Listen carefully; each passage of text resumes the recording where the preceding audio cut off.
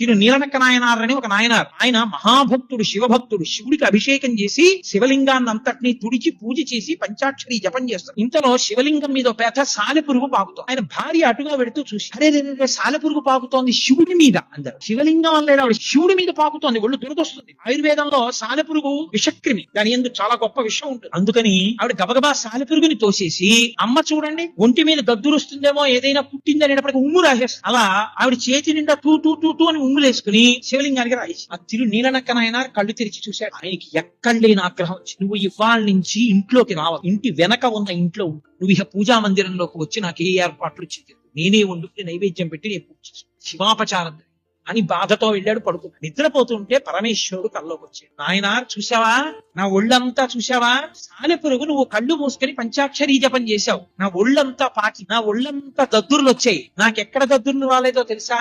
ఎక్కడ నీ భార్య శివలింగం శివుడే అని నమ్మి, శివుడి మీదే సాలెపురుగు పాకుతోందని నమ్మి, శివుడికి దద్దురెక్కుతుందని భావించి సాలెపురుగుని తీసి ఉమ్ము రాసేసిందో భక్తి ఉన్మాదంలో అక్కడ దద్దురెక్కలేదు. మిగిలినవన్నీ దద్దుర్లెక్కే. నీకు కష్టం అనిపించింది, నాకు ఆవిడ భక్తి కనపడింది, భార్య కాళ్ళ మీద పడి తీసుకురా.